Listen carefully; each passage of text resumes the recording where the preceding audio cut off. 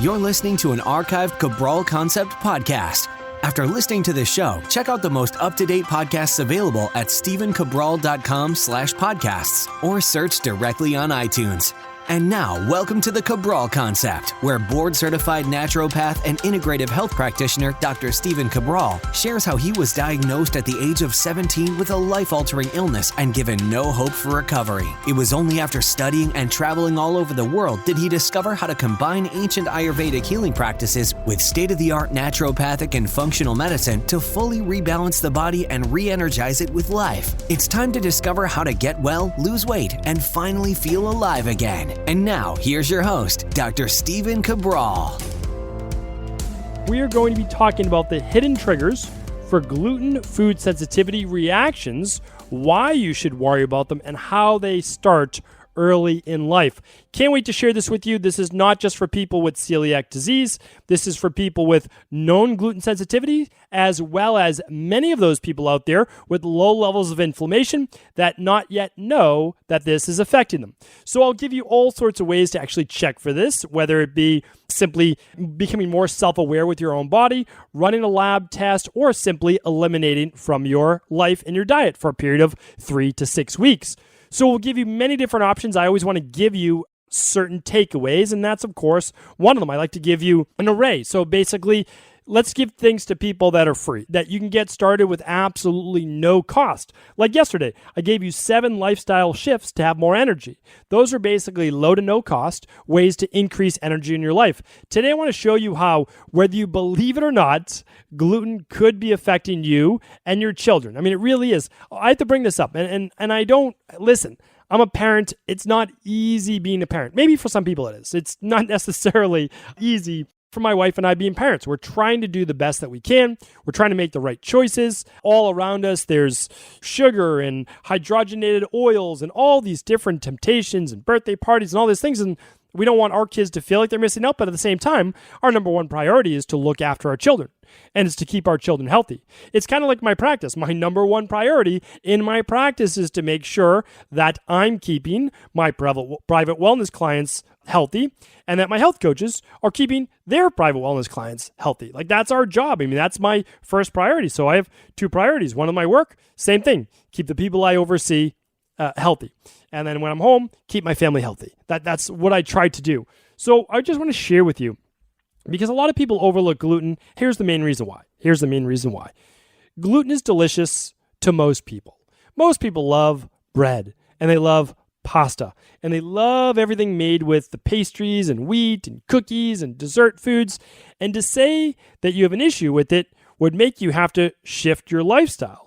Well, I want to teach you today that you're still going to be able to have some gluten, unless you do have celiac disease or another dis-ease that is not allowing you to have it at this time. But we've worked with many people with celiac that after a elimination period of time and they've healed their gut, that they could come in contact with it and they're okay.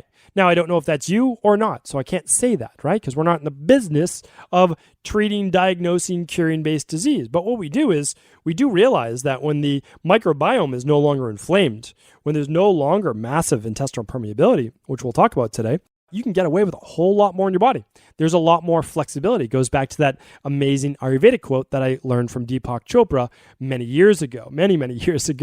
And that is, the key to immortality is infinite flexibility, right? If your body is adaptable, then you're going to be able to get away with a lot more. A missed night's sleep, a high stress event, you go a day without your supplements, whatever it might be, right? So I always go back to that. And it's something I'm actually going to work on quite a bit this year. I really am. I feel like I'm moving away from that goal, which is infinite flexibility. And I'm going to talk more about that on upcoming shows, but I want to have that robustness that allows me, even with my non-endomorphic, non-kapha-based body type, to be able to really say, oh, I miss a couple nights sleep because of a child, or have a lot of stress at work, or I'm not on my best gym plan, whatever it is, that, things don't start to slide sideways. So I'm going to work on that myself. I'll certainly be teaching more about that on Training Thursdays and Total Wellness Tuesday shows as well. So definitely stay tuned for that. But if you don't know what gluten is essentially the protein, or a protein. It's a common protein, and it's found in wheat-based products, and wheats contain or barley or rye, and these make up the majority of pasta and bread and pastries and cookies and processed flour out there, okay? So if you're eating those things, there's almost no doubt you're having gluten. But then there's also cross-contamination, and we're going to talk about some of those items today as well. Those are the hidden gluten triggers. So you may not know it, but your ice cream has gluten in it. Well, more to come on that. Okay, so here's what happens though. For many people, many people, more than you think, you eat gluten, and what happens is you start to get inflammation in your gut. Now, again, you don't know what's going on because this is low-level inflammation. What do you feel? Well, you might feel some bloating. Maybe you feel a little bit of gas. Maybe you feel like not even that. Maybe you just feel like you're holding a little bit more water around the belly. Okay, those could be all signs of a gluten inflammatory-based reaction. Because here's what happens.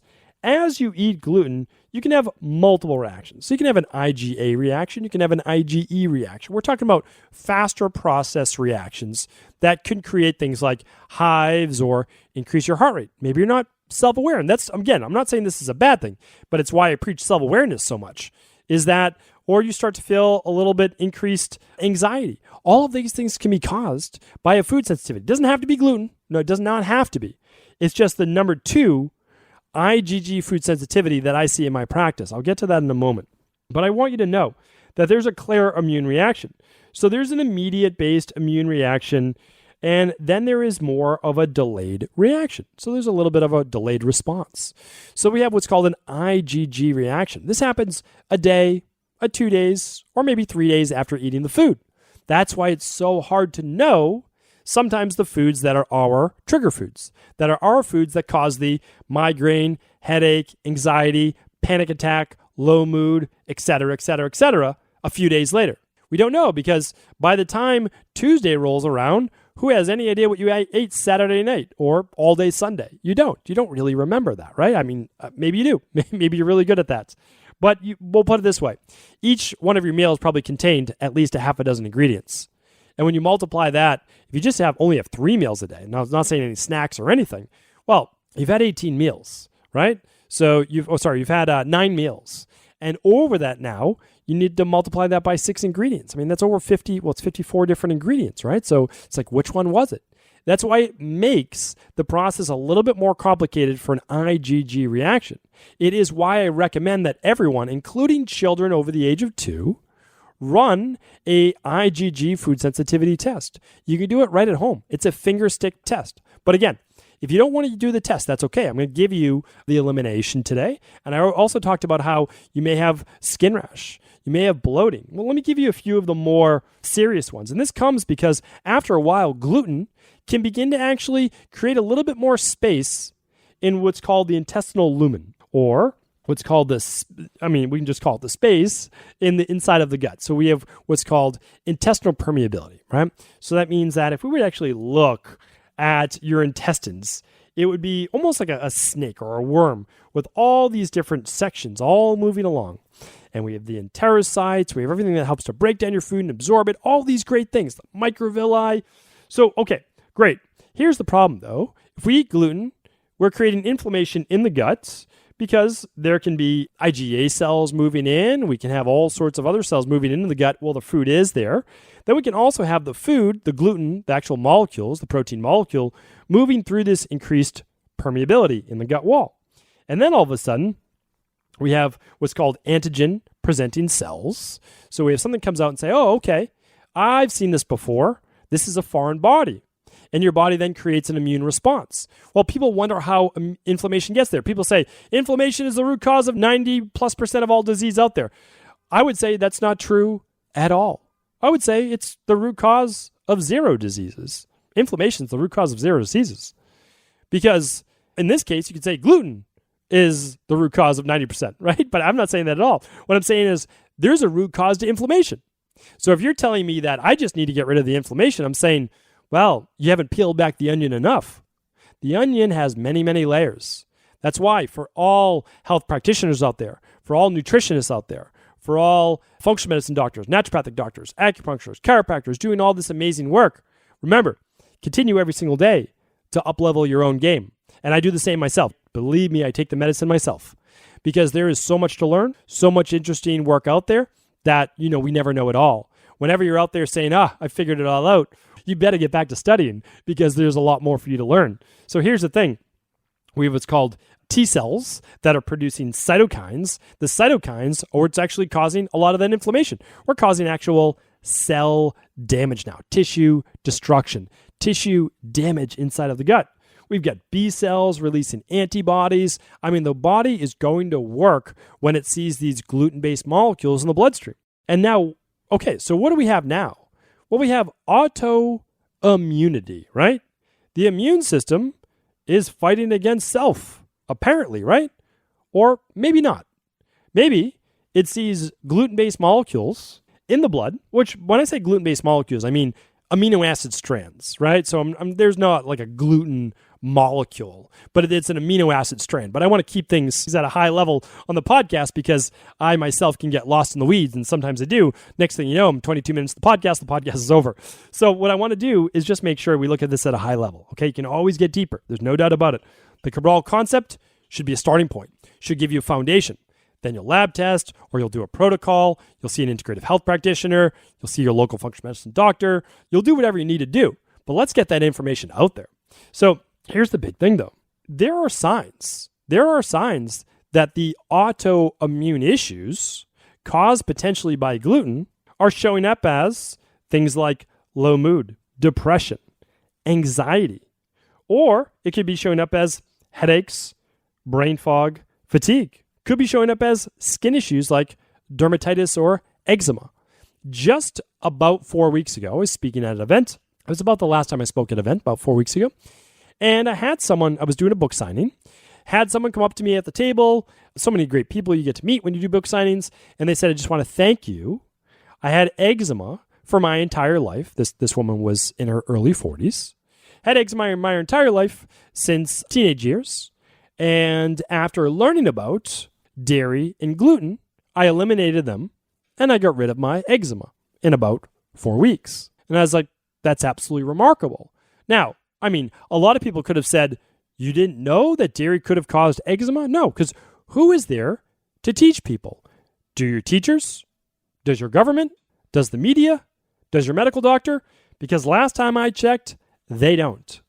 So that's why we have to continue to spread this message. No one else is doing it, and they never will. They never will. Why? Think about the size of the food industry. Think about the size of the pharmaceutical industry. Our community are like little ants compared to them, but there is power in little ants, especially when they gather together. So let's just continue to share this message because this person finally heard that these things can cause skin issues, and boom, her lifelong eczema is now gone after about 20 years. Amazing. Just remarkable. Okay, what else could it cause? Well, we've gone over this, but think of any IBS issue. Any IBS issue you could think of.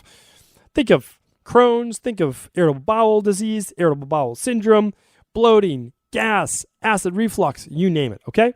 So we've got digestive. A lot of people don't tell you. Osteoporosis, bone breakdown, weak skin, meaning like thinning skin, hair, nails. You can have hair loss because of gluten. You absolutely can. Because alopecia can be an autoimmune-based issue caused by gluten-based sensitivity. And then, of course, there's all sorts of issues with when you start to get malabsorption. So a lot of people, they're just not able to absorb B vitamins, calcium, magnesium, zinc, a few others, because gluten caused so much inflammation that it broke down a lot of the broke down a lot of the villi and created basically a blunted area where now you're not able to absorb and manufacture a lot of those B vitamins. So super important, and just keep in mind that's where serotonin, one of the neurotransmitters needed as a natural antidepressant and also for sleep, is used in the gut. And then, of course, there's the autoimmune issues, okay? What do we have? What's the most common ones related to gluten? Well, of course, we have celiac disease. Now, that's genetic, okay? There is a genetic component to that.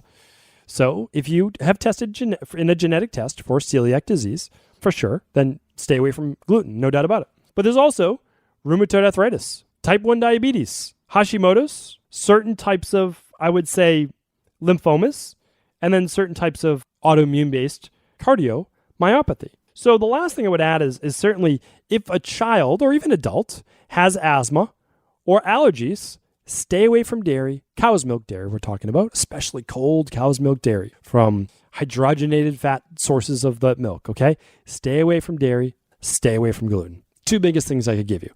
You don't have to do it forever, but we'll give you a little elimination at the end coming up soon. Okay. So talked about there's new research going into brain-based issues as well. Just want to let you know that. Brain-based issues such as dementia linked to the inflammation from gluten-based sources. Now, a lot of people say, well, people have been eating bread for, hundreds of thousands of years. And I would say that's probably true. 100,000, I don't know about that, but let's give it 10,000, maybe more. And I would say, okay, like we have today. But one, the actual wheat itself was different. Okay, it's been a little hybridized now. I'm not going to get into that today. But what we also have is it was said many times in the Bible and other places that the sources they used were sprouted. Now, sprouting will break down gluten. It will also break down many of the lectins. That will allow it to be far more digestible. So you're not going to have that inflammatory reaction in the gut to the same level. Now, again, still have gluten sensitivities, stay away, but it's going to make it a whole lot more digestible. And I want that people to keep that in mind because I do want to be fair. And I would also say, though, were we eating it at 3 meals a day? Probably not, and not at the quantities that we do today. I mean, a huge bowl of pasta with bread on the side, pizza with, cheese on top. These things are relatively new. I do want to be aware of this. Other things, too, that are factors is that not a lot of people know that the higher stress you have, potentially the more increased intestinal permeability there'll be with eating inflammatory foods, such as gluten. Because stress plus food sensitivities makes it that much easier to create intestinal permeability, which allows then for more inflammation because the immune cells are going after what is spilling into the bloodstream from the intestines. I would also say this, that if you are not breastfed or you know that you have an imbalance in candida or bacteria in the gut, you need to correct that because it's only going to cause more inflammation and it's not going to change. And someone wrote to me, and I mean, people write all the time and I appreciate it. I just can't write back on, I wish that I could. There's no more hours in the day. There's no more hours in the day. I wish that I could. But people write back, well, I'm doing a 10-day sugar elimination diet to get rid of my candida. And I feel so bad because I need to do a whole podcast on that, right? And I've done that, of course, many times, but I need to do it just for that person. And there's just no way I could do that. So that's why I tell people, write into cabralsupportgroup.com. Email support@equilibriumnutrition.com. Let them give you your first place to start. Search stephencabral.com/podcasts. Today I'm going to be putting up images of sources of gluten. That's going to be at stephencabral.com/1454. But you have to keep in mind that a 10-day elimination diet of sugar or gluten, it's a great start. It's not going to change your gut microbiome. There's no way. Even being on a carnivore-based diet and you shrinking the amount of bacteria and candida because you're not feeding any carbs, you think you're healed. Well, yeah, sure, until you need to produce more serotonin in the future or B vitamins or you ever eat a carbohydrate again, because things are going to go back proportionately. And that's what people miss. You don't get to choose what's going to grow back. Oh, I didn't want the candida to grow back, but it grew back. So that's the thing. If that was the case, rifaximin and other SIBO-based drugs would work fantastically. But people relapse about 2 months later. Why? Well, they wipe out a lot of the bacteria in their gut. Problem is, it grows back, right? Unless you do something to strategically repopulate it from largest to smallest base strains. And that's what we've been doing for many, many years. We almost give it away at cost. That's the CBO protocol. Almost give it away at cost because it's the one thing that we know that people are missing. And sure, you can run the candida metabolic and stress-based test, also called the organic acids test. You can run the bacteria and parasite stool-based test. You can run the IgG food sensitivity test. That's what's going to tell you what's going on in your gut. Those three are amazing. You will have a full picture. You really will. More than you want to know. But it's fantastic. It really is. I run them every single year. I just want to make sure that I'm good. Like, things good? Okay. No worries. Good. Well, let's go back to as we were. So here's the thing, though. I just want to make sure that your gut is good, that we're not just trying to pour some little sprinkle on top of a smoldering fire. It's still going to be there. So we need to do something to really correct the issue. And the last thing I'll say is that just through the research, they found that people with lower levels of vitamin D may be more susceptible to developing gluten-based issues. Immune system may be not quite as regulated as it should be, okay? So now what I'd like to do is I just want to leave you. So what I want to do is this. There's so many sources of gluten with so many different names that all I'm going to do is give you a great image that I found on Pinterest. I can't take any credit for it. I'm not great at creating these beautiful images like some people are, but thank you to all the people who create these beautiful images. So I'm going to link it up at stephencabral.com/1454.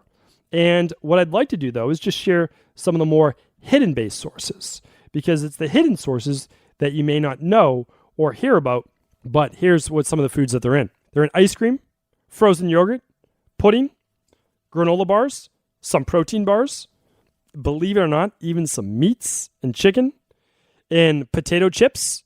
You might read it as things like maltodextrin sometimes.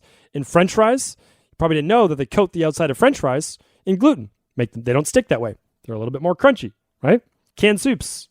Looking at things like, believe it or not, lipsticks, toothpaste, some medications. Also looking at some things like mayonnaise or some salad dressings. So what I want you to watch for, though, because they'll never just say, hey, this product contains gluten. What you want to look for are things like this: malt, barley malt, malted syrup, malt extract, malt flavoring, triticale or triticale. I don't know how to pronounce that. I'll link that up today. Triticum, hordeum, cicali, hydrolyzed wheat protein. Again, sometimes maltodextrin, although oftentimes that can be corn, but there's cross-contamination as well. Graham flour, brewer's yeast, and even things like oats, which are supposed to be gluten-free, but the cross-contamination is so high that you need to make sure that when you buy oats, it does say gluten-free.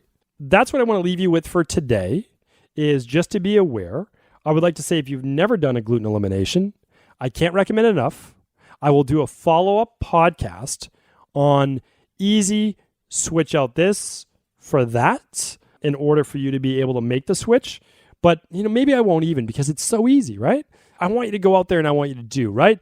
So look for the quinoa pasta or the red lentil pasta or the rice pasta by the Jovial, the Tinkyada, the Lundberg. There's a lot of great brands out there. Look for the cassava flour tortillas that I spoke about before, the cassava flour tacos and wraps. There's a lot of great brands out there. I want you to take back control of your own health. It is your body.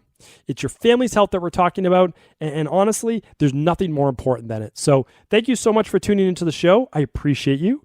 I will link up all of those strange names and as well as that image over at stephencabral.com/1454. And of course, if this podcast was helpful, please do feel free to share it with anyone you believe it could serve. Are you ready to heal yourself and then go on to heal others? If so, the Integrative Health Practitioner Institute can help you discover proven functional medicine protocols that blend the best of 7 different healing disciplines from around the world. I personally share with you the exact handouts and protocols I use in my private practice that enable people to get well, lose the weight, and live longer, stronger. I want to pass this information on to the next generation of health coaches, and that is exactly why I created IHP. We are the future of the health coaching industry, and the skills and knowledge you will learn will make you an in-demand certified health coach anywhere in the world. Although we have many medical professionals taking the IHP certifications, no experience is necessary, and half our members have no previous health certifications. At the Integrative Health Practitioner Institute, our motto is a health coach in every home. Our goal is that you take this knowledge and then share it with family, friends, loved ones, your community, or in a practice where you create a career you love and can be proud of. The global IHP community is filled with some of the most kind and caring people in the world, and we can't wait to welcome you into our world soon. For more information or to set up a discovery call with one of our IHP Health Coach graduates, simply head over to integrativehealthpractitioner.org.